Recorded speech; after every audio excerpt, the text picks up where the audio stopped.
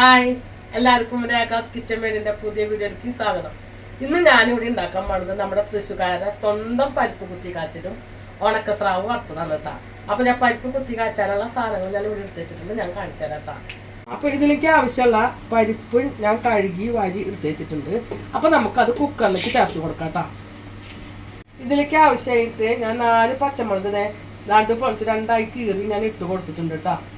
പിന്നെ നമുക്ക് ആവശ്യമുള്ളത് ഇതിലേക്ക് ഒരു തക്കാളിയാണ്. അപ്പോൾ അതേപോലെ തന്നെ തക്കാളി ഞാൻ ഇതിലേക്ക് നന്നാക്കി കൊട്ടു കൊടുക്കുന്നുണ്ട്. അപ്പോൾ തന്നെ ചെറിയ കഷ്ണമായിട്ട് സ്ലൈസ് ഒന്നല്ല, നമ്മൾ ഇതേപോലെ ചെറിയ ചെറിയ കഷ്ണങ്ങളായിട്ട് ഇട്ട് കൊടുക്കാം. ഇപ്പോൾ ചിലർ ഇതിൽ തക്കാളി ചേർക്കില്ല, ഒരു പുളിരസത്തിന് വേണമെന്നുള്ളവർക്കാണ് ഞാൻ ഈ തക്കാളി ചേർക്കണേ. തക്കാളി ചേർക്കാണ്ടും നമുക്ക് ഈ പരിപ്പ് കുത്തി കാച്ചിൽ ഉണ്ടാക്കാൻ പറ്റൂട്ടാ. പിന്നെ ഞാൻ അതിലേക്ക് നമുക്ക് കുറച്ച് ഉപ്പ് ചേർത്ത് കൊടുക്കാം. അധികം ഒന്നും ഇടരുത്, കുറച്ച് ആദ്യം ഇട്ട് കൊടുക്കുക.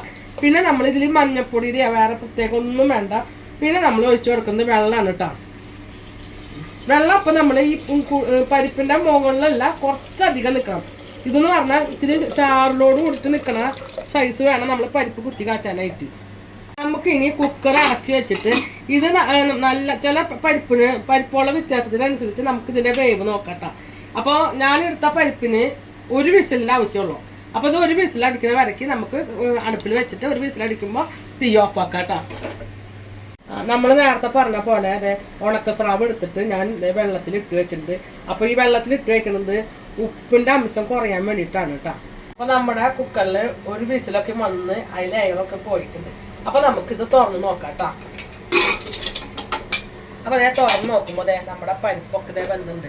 ഞാൻ പറഞ്ഞില്ലേ ഒരൊറ്റ വിസിലടിച്ചാൽ മതി. ഇതേ പരിപ്പല്ലാതെ വെന്തുണ്ട്, വെള്ളമൊക്കെ കറക്റ്റ് പാകമായിട്ടുണ്ട്. ഇനി നമുക്ക് ഇതിൽ കാച്ചൊഴിക്കാനായിട്ട് ഇതേ ഉള്ളിയും വെളുത്തുള്ളിയും വേപ്പിൻ്റെ അരിയും കൂടിയിട്ട് വെച്ചിട്ടുണ്ട്, ചതച്ച് വെച്ചിട്ട് കേട്ടോ. നമുക്കിപ്പോൾ കാച്ചൊഴിക്കാനായിട്ട് ഒരു പാത്രമൊക്കെ പടക്കം വെച്ചിട്ടുണ്ട് കേട്ടോ അടുപ്പിൽ. അപ്പം ഞാൻ എന്നും വെളിച്ചെണ്ണയിലാണ് ചെയ്യാറ്. അപ്പം ഇന്ന് അതിന് പകരം ഞാൻ ആൽഫിയയുടെ കോൺഫ്ലവറിൻ്റെ ഓയിലാണ് എടുത്തേക്കണത്. അത് നമുക്ക് കുറച്ച് ഒഴിച്ചു കൊടുക്കാം കേട്ടോ.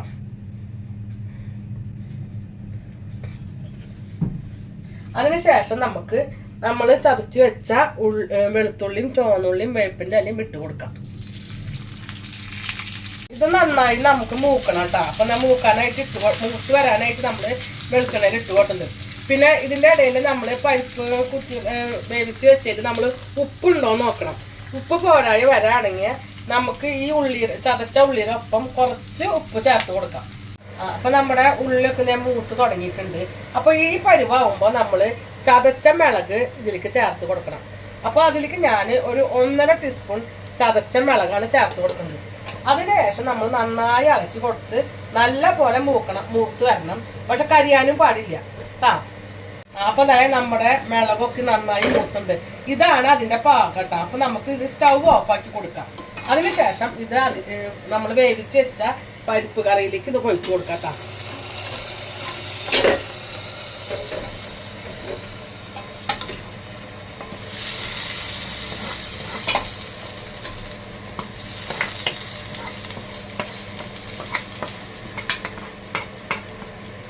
അപ്പൊ നമ്മുടെ ഇവിടെ പരിപ്പ് കുത്തിക്കാച്ചിൽ റെഡി ആയിട്ടുണ്ട്. ഇനി നമ്മള് ഉണക്കസ്രാവ് കഴുകി വാരി വെച്ചിട്ടുണ്ട്. അപ്പൊ നമുക്കിത് വറുത്തെടുക്കാം കേട്ടോ. വറുക്കാൻ ആവശ്യമുള്ള നമുക്ക് ഓയിൽ ഒഴിച്ച് കൊടുക്കാം. അപ്പോൾ വെളിച്ചെണ്ണ ആവശ്യമുള്ളവർക്ക് വെളിച്ചെണ്ണ കൊടുക്കാം. ഞാൻ ഇന്ന് കൊടുത്തത് മറ്റേ കോൺഫ്ലവറിൻ്റെ ഓയിലാണ് കേട്ടോ. ഞാൻ അതിലേക്ക് ഉണക്കസ്രാവ് ഓരോന്നോരോന്ന് ഇട്ട് കൊടുക്കുന്നുണ്ട് കേട്ടോ. ഇതിനിപ്പോൾ അധികം വേവൊന്നുമില്ല.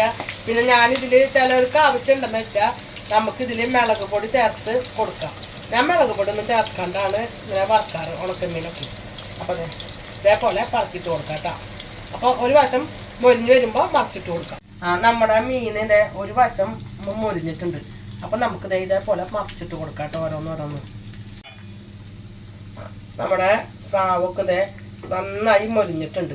അപ്പോൾ നമുക്ക് സ്റ്റൗ ഓഫാക്കിയിട്ട് ഇതൊരു പാത്രത്തിലേക്ക് പകർത്താം കേട്ടോ.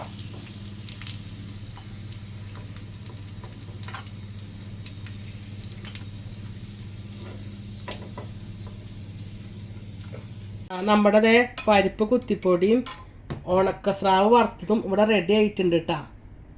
നമ്മൾ എന്നിട്ട് ഒരു പ്ലേറ്റിലേക്ക് കുറച്ച് ചോറ് വിളമ്പണം കേട്ടോ.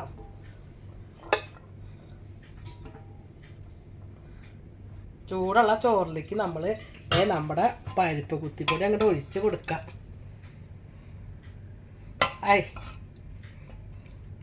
അതിലേക്ക് നമ്മുടെ ഒരു ഉണക്കമീൻ വറുത്തതും വെക്കുക. പിന്നെ അതിൻ്റെ കൂടെ സൈഡ് ഡിഷായിട്ട് ഒരു കട്ടത്തൈര് കൂടി വെക്കുക.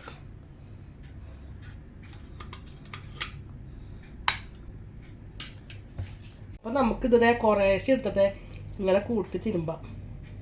എന്നിട്ട് അതിലേക്ക് നമ്മൾ കുറച്ച് ഒരു കഷ്ണം ഉണക്കമീൻ പൊട്ടിച്ചതും തൈരും കൂടിയിട്ട് ഇങ്ങനെ കൂട്ടി അങ്ങോട്ട് കുഴച്ച് കഴിക്കുക കേട്ടോ. എൻ്റെ വീഡിയോ ഇവിടെ വൈൻഡപ്പ് ചെയ്യാണ്.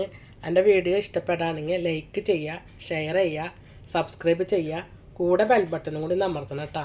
അപ്പോൾ ഞാൻ പുതിയ വീഡിയോസൊക്കെ ഇടുമ്പോൾ നിങ്ങൾക്ക് നോട്ടിഫിക്കേഷൻ വരുള്ളൂ. Okay, tata, by.